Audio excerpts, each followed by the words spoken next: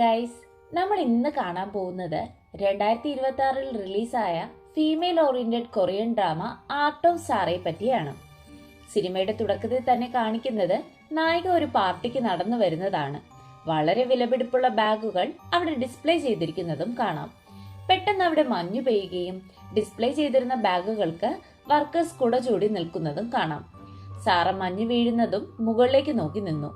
പ്രകാശത്തെ പോലെ സത്യങ്ങളും നമ്മുടെ കണ്ണു മൂടുമെന്നും അതുപോലെ കള്ളങ്ങൾ വളരെ മനോഹരമായ സൂര്യാസ്തമയങ്ങളെ പോലെയാണ്, അതെല്ലാത്തിനെയും ഇൻക്രെഡിബിൾ ആക്കുന്നു എന്നും പറഞ്ഞവൾ അവിടെ ഡിസ്പ്ലേയിൽ ഉണ്ടായിരുന്ന ഒരു കോസ്റ്റ്ലി ബാഗിന് കുട ചൂടി നിൽക്കുന്നു. അവിടുന്ന് സീൻ കട്ടായതിനു ശേഷം തണുപ്പുള്ളൊരു വെളുപ്പാങ്കാലം ഒരു സ്ത്രീ സിഗരറ്റ് കത്തിക്കാൻ നോക്കുമ്പോൾ ലൈറ്റർ ഓടയ്ക്കടിയിലേക്ക് വീഴ്ന്നു പോകുന്നു. അതെടുക്കാൻ അവൾ ശ്രമിക്കുമ്പോൾ ദിവസങ്ങളോളം പഴക്കമുള്ള ഒരു ശവം അവൾ അവിടെ കാണുന്നു. മുഖമൊക്കെ വികൃതമായ ആ ശവത്തിന് തൊട്ടടുത്ത് നിന്ന് തന്നെ അവർക്ക് പർപ്പിൾ നിറത്തിലൊരു ബാഗും കിട്ടുന്നു. ഇത് അന്വേഷിക്കാൻ വരുന്ന പോലീസുകാരനാണ് ഈ കഥയിലെ നായകൻ പാർക്ക്. ശേഷം അവർ ആ ബാഗ് പരിശോധിക്കുമ്പോൾ അതൊരു ലിമിറ്റഡ് എഡിഷൻ ഹാൻഡ് ബാഗ് ആണെന്ന് അവർക്ക് മനസ്സിലാവുകയും ഇത് വാങ്ങിയ ഷോപ്പിൽ ചെന്നാൽ വാങ്ങിയ ആളിന്റെ അഡ്രസ് കിട്ടുമെന്ന് മനസ്സിലാകുന്നവർ അതിനായി ശ്രമിക്കുന്നു. നോക്സ് എന്ന് പറയുന്ന കമ്പനിയുടെ സിഇഒ ആണിത് പർച്ചേസ് ചെയ്തതെന്നും അവർ അത് തന്റെ ഫ്രണ്ടിന് ഗിഫ്റ്റ് നൽകിയതാണെന്നും അറിഞ്ഞത് കേട്ട് പാർക്ക് ഫ്രണ്ട് ജാനിയോങ്ങിനെ ബോഡി ഐഡന്റിഫൈ ചെയ്യാൻ വിളിക്കുന്നു. മുഖം കണ്ടവൾക്ക് അതാരാണെന്ന് അറിയാൻ പറ്റുന്നില്ല. പക്ഷെ കാലിലെ മൂടി മാറ്റിയപ്പോൾ ടാറ്റു കണ്ടവൾ ഷോക്കായി തറയിൽ വീഴുന്നു. തനിക്ക് കുറച്ച് സമയം വേണമെന്ന് പറയുമ്പോൾ അവൻ അവിടെ നിന്നും മാറുന്നു. പിന്നീട് ഓക്കെ ആവുന്ന ജാനിയോങ്ങിനോട് അതാരാണെന്ന് ചോദിക്കുമ്പോൾ അത് തന്റെ ബെസ്റ്റ് ഫ്രണ്ട് സാറയാണെന്ന് പറഞ്ഞ് പഴയ കാര്യങ്ങൾ അവൾ ഓർക്കുന്നു. ശേഷം കാണിക്കുന്നത് നമ്മുടെ കഥാനായിക സാറ വേർഡായി ഡ്രസ് ധരിച്ച് കോസ്റ്റ്ലി ബാഗുകൾ കിട്ടുന്ന ഷോപ്പിൽ ഒരു ട്രോളിയുമായി വരുന്നതാണ്. അവളുടെ വേഷവും പെരുമാറ്റവും കണ്ട എല്ലാവരും അവളെ ശ്രദ്ധിക്കുന്നുണ്ട്. അവളിങ്ങനെ ഓരോരോ ബാഗുകളായി നോക്കിക്കൊണ്ടിരിക്കുമ്പോൾ സ്റ്റാഫ് അവളെ നിയന്ത്രിക്കാൻ നോക്കുന്നുണ്ട്. എന്നാൽ സാറ പറയുകയാണ്, ഞാൻ തൊടുന്നതെല്ലാം ബിൽ ചെയ്തോളാൻ. ഇത് കേട്ട് അവരെല്ലാവരും ഞെട്ടുന്നു. ശേഷം നോട്ടുകളായാണ് താൻ പണം കൊണ്ടുവന്നതെന്ന് പറഞ്ഞവൾ ആ ട്രോളി ബാഗ് തുറക്കുന്നു. അത് ഒറിജിനൽ കറൻസി തന്നെയാണോ എന്ന് സ്റ്റാഫ് നോക്കാൻ മറക്കുന്നുമില്ല. അവർ ആ പണം എണ്ണി ബില്ലിടുമ്പോൾ സാർ കൂർക്കം വലിച്ചുറങ്ങുന്നതായി നമുക്ക് കാണാം. ഇതെല്ലാം നോക്കി ബാഗ് പർച്ചേസ് ചെയ്യാൻ വന്ന ജാനിയോങ് ഇരിക്കുന്നതും കാണിക്കുന്നു. ജാനിയോങ്ങിന് ഹാൻഡ് ബാഗ് എന്ന് പറഞ്ഞാൽ ജീവനാണ്. അവൾ പുതുതായി താൻ ഓർഡർ ചെയ്ത തന്റെ ബാഗ് കണ്ണാടിക്ക് മുന്നിൽ വെച്ച് നോക്കുകയാണ്. അപ്പോഴാണ് ഡിസ്പ്ലേയിൽ ഇരിക്കുന്ന വളരെ ഭംഗിയുള്ള ഒരു ചുവന്ന ഹാൻഡ് ബാഗ് കാണുന്നത്. അത് അവൾ നോക്കി നിൽക്കുമ്പോൾ അത് മറ്റൊരാൾക്ക് വേണ്ടി ഓർഡർ ചെയ്തതാണെന്ന് സ്റ്റാഫ് പറയുന്നു. അത് സാറയ്ക്കാണെന്ന് അറിയുന്നവൾ ഒന്ന് ഞെട്ടുന്നു. സാറ യൂറോപ്പിലെ ഒരു കോസ്റ്റ്ലി ബാഗ് ബ്രാൻഡായ ബൊഡോറിന്റെ ബ്രാഞ്ച് ഇവിടെ സ്റ്റാർട്ട് ചെയ്യുന്നുണ്ടെന്നും അതിന്റെ ഹെഡ് ആണെന്നും ഫ്രണ്ട് പറയുന്നത് കേൾക്കുകയാണ് ജാനിയോ. ഹോട്ടലിലൊരു കോർണറിൽ ഇരുന്ന് സംസാരിച്ചിരുന്ന ജാനിയോ അവിടുന്ന് എഴുന്നേറ്റ് 4-5 VIP ഇരിക്കുന്നിടത്തേക്ക് വരുന്നു. അവിടെ ഉണ്ടായിരുന്ന ഒരു റിച്ച് ഓൾഡ് ലേഡിക്ക് അവളെ തന്നെ പരിചയപ്പെടുത്തുന്നു. താനയച്ച മെമ്പർഷിപ്പ് റിക്വസ്റ്റ് എന്തിനാണ് ക്യാൻസൽ ചെയ്തതെന്ന് ചോദിക്കുമ്പോൾ അവർ ലോക്കൽ മേക്കപ്പ് ബ്രാൻഡുമായി എനിക്ക് ജോയിൻ ചെയ്യാൻ താല്പര്യമില്ലെന്നും ഞാനും നീയും 2 ലെവലിലുള്ളവരാണെന്നും പറഞ്ഞ് അവളെ അപമാനിക്കുന്നു. വിഷമം താങ്ങാതെ പുറത്തേക്ക് വന്നവൾ എതിരെ വൈനുമായി വന്ന് സാറയുമായി കൂട്ടിയിടിക്കുന്നു. എന്നാൽ സാറയുടെ കയ്യിലിടുന്ന വൈൻ അവളുടെ പർപ്പിൾ ബാഗിൽ വീഴുന്നത് കൂടി കാണുമ്പോൾ നിയന്ത്രണം വിട്ട ജാനിയോങ് അവളെ അടിക്കുന്നു. സോറി പറഞ്ഞ് സാറ ബാഗ് തുടച്ചു കൊടുക്കുകയും ചെയ്യുന്നു. പുറത്തേക്ക് വീണ നെക്സോയുടെ ലിപ്സ്റ്റിക് കണ്ട സാറ, ഞാൻ ഈ ലിപ്സ്റ്റിക്കിന്റെ ഫാനാണെന്നും ഇതുപോലെ ഹാൻഡ് മെയ്ഡ് ബാഗ് കൊണ്ടു നടക്കുന്ന നിങ്ങൾക്ക് ഞാൻ എന്റെ ബാഗ് തരാമെന്നും പറഞ്ഞവൾ നേരത്തെ ജാനിയോങ് നോട്ടമിട്ട് വെച്ച ആ റെഡ് കളർ ബാഗ് കൊടുത്ത് അവിടുന്ന് പോകുന്നു. മദ്യപിച്ച് പുറത്തു വരുന്ന ജാനിയോങ്ങിന് സാറ ലിഫ്റ്റ് കൊടുക്കുകയും അവർ ഒരുമിച്ച് ഒരു ബീച്ചിൽ പോയിരുന്ന് ഡ്രിങ്ക്സ് കഴിക്കുന്നതുമാണ് പിന്നെ കാണിക്കുന്നത്. അവർ ഒരുപാട് നേരം സംസാരിച്ച് അവർക്കിടയിൽ ഒരു സൗഹൃദം വളരുന്നു. അതിനുശേഷം ജാനിയോങ്ങിന്റെ വെൽവിഷറായി ശരിക്കും പറഞ്ഞാൽ സാറ മാറുകയായിരുന്നു. ജാനിയോങ് ഒരു ആർട്ടിസ്റ്റിനെ കോണ്ടാക്ട് ചെയ്യാൻ നോക്കി നടന്നില്ല എന്ന് പറയുമ്പോൾ സാറ ആ ആർട്ടിസ്റ്റിന്റെ വീടിന് മുന്നിൽ നിർത്തിയിട്ടിരിക്കുന്ന കാറിൽ പോയി ഇടിക്കുകയും അവളുടെ കാർഡ് അതിൽ വെച്ചിട്ട് വരികയും ചെയ്യുന്നു. തിരിച്ചു വരുന്ന വഴിക്ക് ആ ആർട്ടിസ്റ്റ് വിളിക്കുമ്പോൾ അവൾ കോള് കട്ട് ചെയ്യുന്നു. എന്നിട്ട് ജാനിയോങ്ങിനോട് പറയും, നമ്മളെ എപ്പോ ആര് കോണ്ടാക്ട് ചെയ്യണം കാണണമെന്ന് നമ്മൾ വേണം തീരുമാനിക്കാനെന്ന്. ഇത് കൂടി കേട്ട ജാനിയോങ് ശരിക്കും സാറയുടെ ഫാൻ ആവുകയാണ് ചെയ്തത്.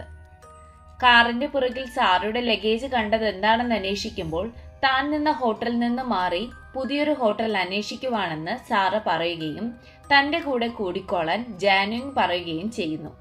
ശേഷം ജാനുങ്ങിന്റെ വീട്ടിൽ സാറ താമസം തുടങ്ങുന്നു. പിറ്റേന്ന് ഹാൻഡ് മെയ്ഡ് ആയുള്ള ഒരു എക്സ്പെൻസീവ് ബ്യൂട്ടിഫുൾ ബാഗ് സാറ ജാനുങ്ങിന് ഗിഫ്റ്റ് ചെയ്യുകയും അത് അവൾ സ്റ്റൈൽ ചെയ്ത് കൊടുക്കുകയും ചെയ്യുന്നു. അങ്ങനെ ഇരിക്കെ ജാനുങ് നമ്മുടെ രണ്ടാളുടെയും ബ്രാൻഡുകൾ തമ്മിൽ കൊളാബ് ചെയ്ത് മുന്നോട്ട് പൊയ്ക്കൂടെ എന്ന് ചിന്തിക്കുകയും അതിനുള്ളൊരു പ്രോജക്റ്റ് പ്രൊപ്പോസൽ പ്ലാനുമായി സാറയുടെ അടുത്ത് വരികയും ചെയ്യുന്നു.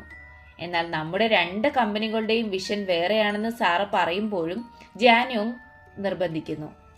അവസാനം ആ പ്രൊപ്പോസൽ കണ്ട് അവൾ ഓക്കെ ആവുന്നു. അതിനായി 15 ബില്യൺ വേണമെന്ന് അവൾ ആവശ്യപ്പെടുന്നു. അങ്ങനെ 1 മാസത്തിനുള്ളിൽ തന്നെ ഇവരുടെ ബ്രാൻഡ് വളരുകയും അവർക്ക് നല്ല ടേൺ ഓവർ കിട്ടുകയും അതിന്റെ സന്തോഷത്തിൽ ഒരു പാർട്ടി നടത്തുകയും ചെയ്യുന്നു. അതാണ് നമ്മൾ തുടക്കത്തിൽ സിനിമയിൽ കാണുന്നത്. അന്ന് അവിടെ വെച്ചാണ് താൻ അവളെ അവസാനമായി കണ്ടതെന്നും ജാനു കൂടെ ചേർക്കുന്നു. തന്റെ ഒറ്റ സുഹൃത്ത് സാറയെപ്പറ്റി വാതോരാതെ സംസാരിച്ചു കൊണ്ടിരിക്കുന്ന ജാനുങ്ങിനെയും പാർക്കിനെയുമാണ് അവിടെ സീൻ കട്ട് ചെയ്ത് കാണിക്കുന്നത്. ഈ പ്രായത്തിൽ വില കൂടിയ ബാർക്കിംഗ് ബാഗിനേക്കാൾ പ്രയാസമാണ് അവളെപ്പോലൊരു കൂട്ടുകാരിയെ കിട്ടാനെന്ന് പറഞ്ഞ് താഴെ വെച്ചിരിക്കുന്ന സാറ ഗിഫ്റ്റ് നൽകിയ ബാഗിലേക്ക് ജാനുങ് നോക്കുന്നു. അവൾ ഒരു മിസ്റ്റീരിയസ് പേഴ്സൺ ആണെന്നും ഒരിക്കൽ പോലും വീട്ടിൽ വന്നവൾ സാധനങ്ങൾ അൺപാക്ക് ചെയ്യുന്നത് കണ്ടിട്ടില്ല എന്നും താൻ മിസ്സിംഗ് ആണെന്ന് പറഞ്ഞ് കേസ് കൊടുത്തിരുന്നെങ്കിൽ അവൾ രക്ഷപ്പെടുമായിരുന്നോ എന്ന ചോദ്യം ചോദിച്ച് അവിടെ നിന്നും പോകാൻ തുടങ്ങുന്ന ജാനുങ്ങിനോട് സാറയുടെ പിക്ചേഴ്സ് കയ്യിലുണ്ടെങ്കിൽ തരാൻ പറയുമ്പോൾ തന്റെ കയ്യിൽ ഇല്ലെന്നും അവൾക്കതൊന്നും ഇഷ്ടമില്ലായിരുന്നു എന്നും പറഞ്ഞ് അവൾ അവിടെ നിന്നും പോകുന്നു. ശേഷം ജാനുങ്ങുമായുള്ള സംഭാഷണം CCTVയിൽ കൂടി അസസ് ചെയ്യുവാണ് പാർക്കും കൂട്ടരും. സാറ ഗിഫ്റ്റ് നൽകിയ ബിർക്കിംഗ് ബാഗ് തറയിൽ വെച്ചിരിക്കുന്നത് കാണുമ്പോൾ അത്രയും ഓർമ്മകളുള്ള ബാഗ് ഒന്നെങ്കിൽ ഫേക്ക് ആവാനോ അല്ലെങ്കിൽ അതൊരു പ്യുവർ ഫ്രണ്ട്ഷിപ്പ് അല്ലെന്നോ അല്ലെങ്കിൽ ഈ 2 കാരണവുമായിരിക്കുമെന്നും പാർക്ക് പറയുന്നു. പോരാത്തതിന് ചോദിച്ചതിനെല്ലാം സാറ എക്സ്ട്രാ പെർഫെക്റ്റ് ആയ ഒരാളായി സംസാരിച്ചതും എനിക്കെന്തോ സംശയം തോന്നുന്നുവെന്ന് പറയുന്നു.